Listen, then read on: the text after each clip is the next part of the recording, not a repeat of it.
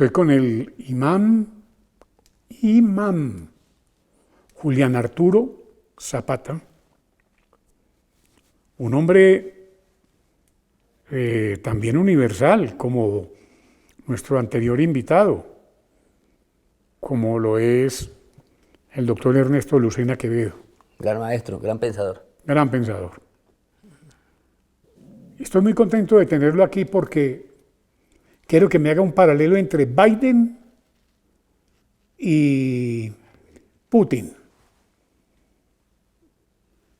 Te va complejo, ¿ah? De entrar directo al tinglado. ¿Sí? Maestro Fernando Calderón. William Calderón. William Calderón, perdóname, William Calderón. Sí. Está dando el título de rey también, aunque sí. Sí, no, a ver pues. Sí.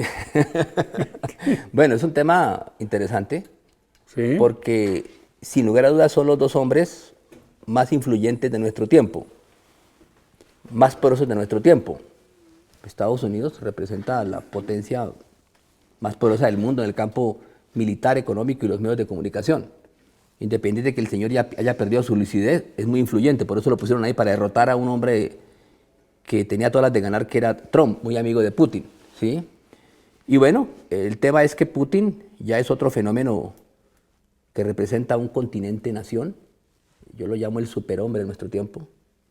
Ah, ¿usted dice eso de Putin? Sí, es el hombre superior de nuestro tiempo porque es el único hombre que logra, además de rescatar la hecatombe que se dio con el derrumbe de la Unión Soviética y todo lo que han hecho sus anteriores presidentes, la verdad es que logró unir un complejo mundo de más de 22 millones de kilómetros cuadrados. Mire el espejo. 17 millones de... Bueno, es una cosa compleja el tema ruso porque son más de 22 repúblicas, oblasts, una cantidad, 72 oblasts, regiones. Es una cosa compleja y muy multicultural. Tiene 5 grandes religiones.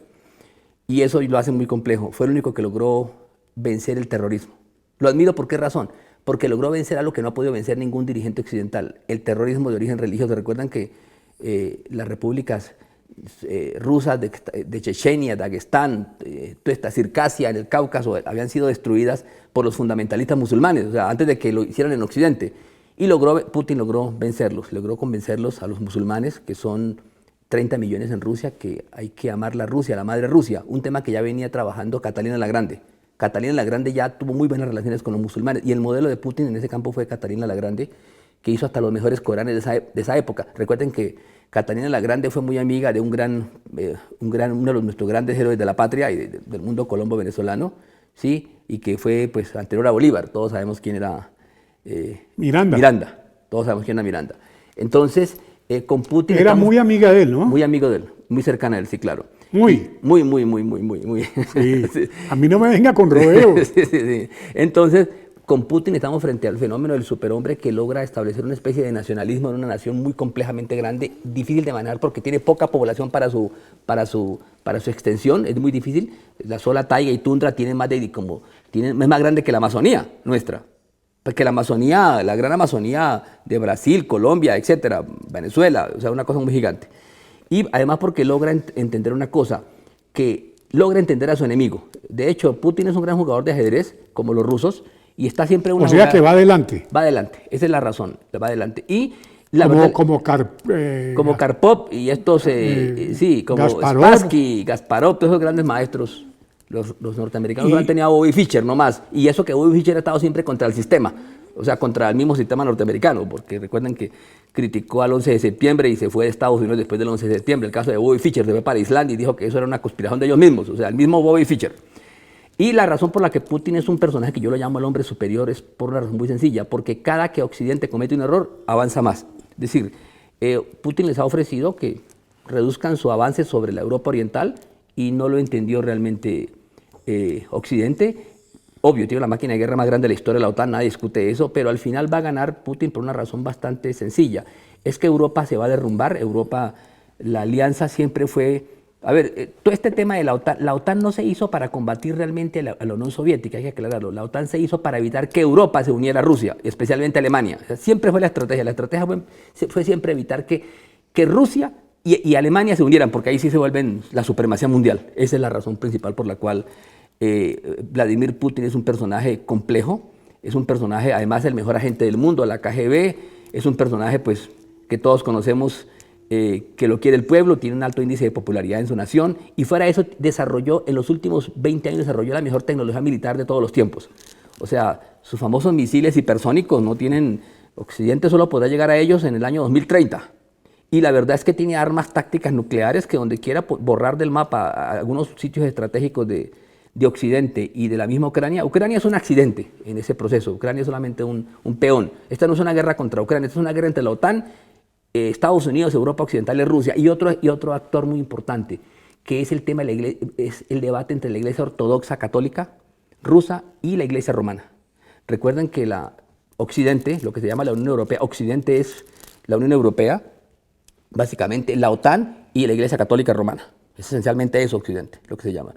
En el caso ruso, Putin reivindicó y fortaleció nuevamente e hizo resurgir la Iglesia Católica Ortodoxa. ¿Recuerdan ustedes la famosa reunión que hubo hace algunos años en La Habana entre el Papa Kirill, el ortodoxo patriarca Kirill con el Papa Francisco? Fue muy conocida. Bueno, lo cierto es que uno de los grandes errores que cometió Occidente y Estados Unidos fue, con Rusia, con Ucrania, fue tratar de desestabilizar la Iglesia Ortodoxa ucraniana y rusa, que estaban unidas. Ese error le va a costar muy caro a Occidente, porque esa confrontación de la Iglesia Católica Romana con la Iglesia Católica Ortodoxa no se esperaba, y ese fue un error de Occidente. ¿Quiénes son los que más han trabajado en la conspiración para debilitar la Iglesia Ortodoxa rusa y la ucraniana? Especialmente esta Victoria Nuland, esta subsecretaria de Estado, y bueno, y este personaje que estuvo hace poco por aquí, por estos lados, Blinken, y el hijo de Joe Biden, Hunter Biden.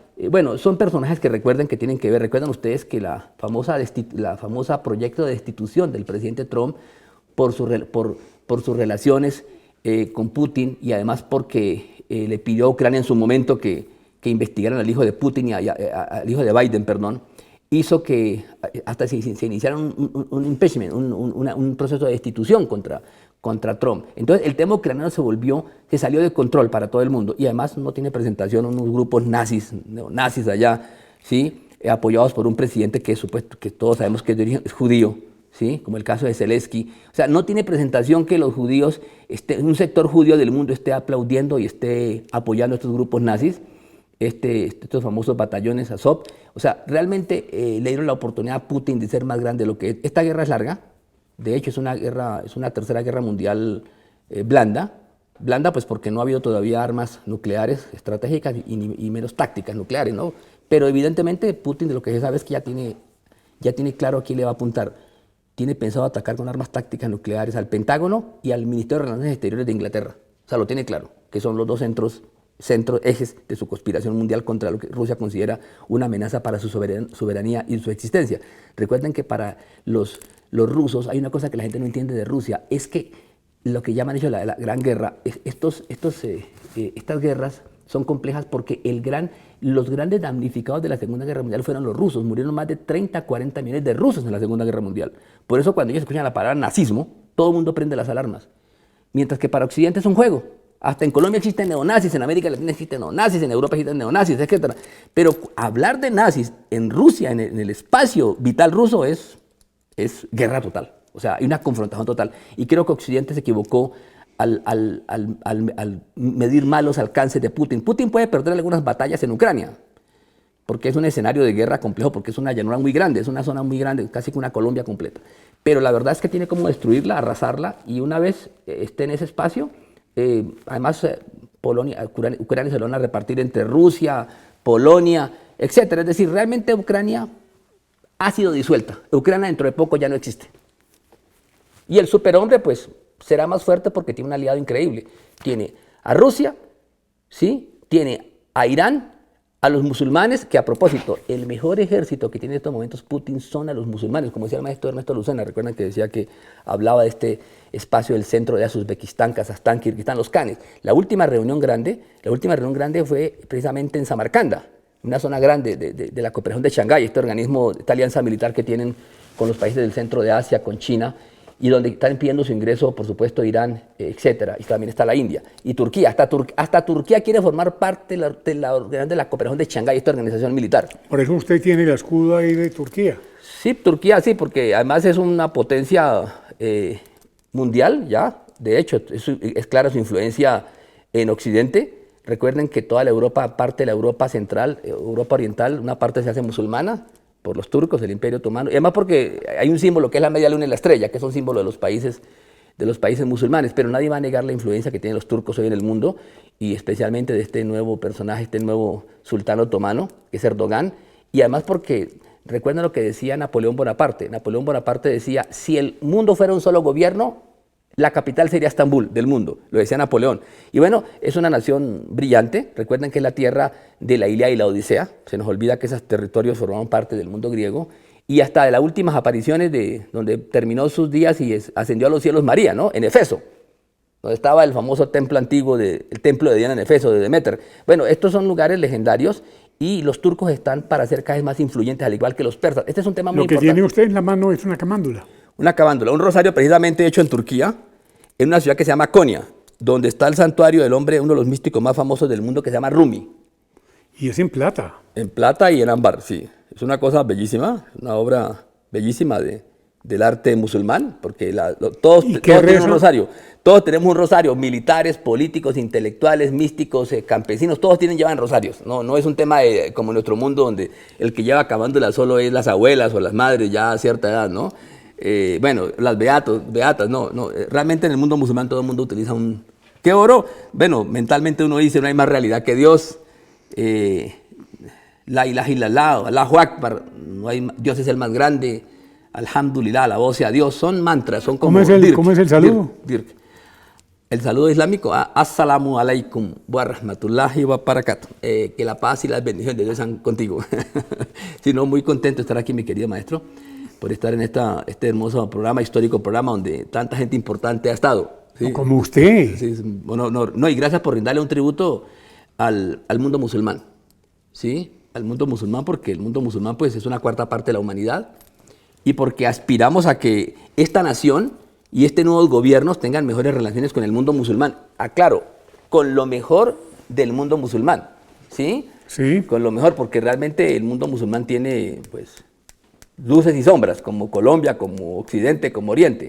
¿Qué sombras tiene el mundo musulmán? La instrumentalización política de la religión, que es peligrosa en toda cultura, en todo mundo, ¿sí? Porque toda instrumentalización política de la religión, la ideologización de la religión, trae como consecuencia ver el mundo en blanco y negro. ¿Sí? Y eso lo estamos viendo en Colombia, por ejemplo, con las sectas evangélicas, que cada vez tienen más poder, están administradas y en la sombra por multinacionales de la fe. Entonces, claro, cada vez exportan más Estados Unidos sus sectas evangélicas. Los sectores sociales los sectores religiosos, muchos han sido ideologizados. Y bueno, ya hasta han tumbado plebiscitos, aquí lo vimos en Colombia, que no son cualquier cosa, o sea, y piden cuotas de poder, tienen partidos políticos, pero la verdad son multinacionales de la fe los que los gobiernan, no hay un criterio nacionalista, o sea, ese es el peligro que hay. Y esas multinacionales ya están en Colombia, tanto las... Mahoma, ¿qué representa para usted? Mahoma es uno de los grandes hombres de la historia de la humanidad, sin lugar a dudas. Una cuarta parte de la humanidad lo sigue. ¿Sí? De las 7.850 millones de personas que tiene la Tierra, hay 1.900 millones de musulmanes. 1.900 millones de musulmanes. Eso quiere decir que una de cada cuatro personas en este planeta es un musulmán. Y claro, es el paradigma y modelo de humanidad. Baste decir... porque además Mahoma es un personaje interesante para cualquiera, hasta para un ateo, porque era místico, profeta, estadista, legislador, juez, estratega militar, etc. Es decir, es un hombre que da para todo, es un hombre que no tiene parangón en la historia, lo único que se le puede parecer en el mundo bíblico es Moisés. El mismo Voltaire dijo que el hombre más grande de la historia de la humanidad era Mahoma, y lo dijo también Napoleón, lo dijo Goethe, etc. Es decir, muchos pensadores occidentales consideran que sin lugar a dudas Mahoma es un personaje único, pues porque la historia de la humanidad tiene... Por ejemplo, alguien recuerda estrategas militares como Julio César o Napoleón, etcétera, ¿no? Alejandro Magno. Pues realmente Mahoma era todo eso. Y era legislador, juez, era estadista y místico. Y bueno, hoy cada día es más influyente. Se calcula que el hombre más influyente del siglo XXI y del tercer milenio va a ser Mahoma. Es decir, que más impacto tiene. Prueba de ello es que uno escucha estados, repúblicas islámicas. Por ejemplo, uno escucha República Islámica de Irán, República Islámica de Pakistán, República Islámica de Mauritania, Emirato Islámico de Afganistán, cosas así. Pero uno no escucha uno no escucha Monarquía Católica de España, uno no escucha República Luterana de Alemania o República Católica de Italia, no se escucha ni República Católica de Colombia, aunque algunos candidatos nuestros y expresidentes les hubiese gustado este título. Pero no existe esa palabra en Occidente. De hecho, es tan importante el tema del mundo musulmán que existe el segundo órgano multilateral más grande del mundo. Después de Naciones Unidas son los países de la cooperación islámica. Estos países de la cooperación islámica son 57. Y bueno, y la verdad es un órgano influyente y hay países hasta observadores de esos países de la cooperación islámica, como el caso de Rusia. Rusia es miembro observador. De hecho, Colombia, hasta Venezuela es miembro observador. Guyana, una de las Guyanas es miembro de los países de la cooperación islámica. A mí me parece que Colombia debería formar parte como miembro observador de los países de la cooperación islámica, porque es importante tener contacto con una cuarta parte de la humanidad, que es el mundo musulmán, y fuera de eso porque tenemos que apoyar el diálogo entre civilizaciones. Recuerden que el diálogo entre civilizaciones es necesario para la paz mundial. Aquí estamos pensando en entrar en contacto con civilizaciones extraterrestres. Me gusta el tema de los ovnis o de los alienígenas, claro, nos gusta a casi todos. Pero estamos más preocupados por entrar en contacto con inteligencia extraterrestre que por entrar en contacto con otras civilizaciones. ¿Y los ángeles qué? Ah, eso es un tema maravilloso. Yo soy angelólogo. ¿Sí? Claro, sí, es que además un buen cristiano, un buen católico, un buen usted judío, es católico. un buen católico. No, todos somos católicos porque significa universal. Yo soy un musulmán universal, yo soy un pensador universal. Lo que pasa es que la angelología y los ángeles surgieron como debate en el mundo del zoroastrismo, en el centro de Asia, en el mundo persa. Los primeros que hablaron de ángeles, hablaron de un Dios único, hablaron de un Salvador, fueron los zoroastrianos. Después esos zoroastrianos influyen en los pueblos de la Mesopotamia y los judíos en el exilio babilonio. Porque también hay arcángeles. Hay arcángeles, claro, hay arcángeles grandes como el ángel Miguel, que es el superarcángel de las milicias celestiales, como el militar, ¿no? El ángel Gabriel, que es el de estos medios de comunicación, del conocimiento agente, bueno, es un ángel especial del conocimiento y de las revelaciones proféticas. Es el que se le aparece al profeta Mahoma para transmitirle los mensajes. Es el que se le aparece a María, es el que se le apareció a Mahoma, que se le apareció a Adán, que se le apareció, bueno, a todos los grandes, a Daniel, etc. Es un personaje, pues, obvio. Y está el ángel Rafael, que es el ángel de la salud, de la salud espiritual y física.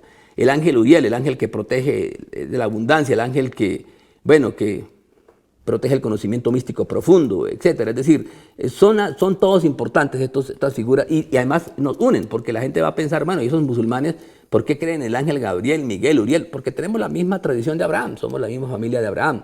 O sea, tanto Jesús como Moisés, como Mahoma son hermanos. Ismael, Isaac, Jacob, todos son hermanos. O sea, tenemos la misma tradición. Pero hay una cosa peligrosa, ¿no?, que ha ocurrido en la historia, que aunque somos la misma familia, somos los que más guerras hemos producido. Eso es una cosa terrible, una rémora que tenemos, porque siendo de la misma familia los cristianos y los musulmanes, las cruzadas son espantosas, millones de muertos en estas cruzadas de la Edad Media, y no terminan las cruzadas. Hoy vemos que la creación del Estado de Israel en el Medio Oriente, en el corazón del Medio Oriente, es producto de todas esas cruzadas. Y además recuerden que un expresidente nuestro, Alfonso López Pumarejo, se opuso a la creación del Estado de Israel.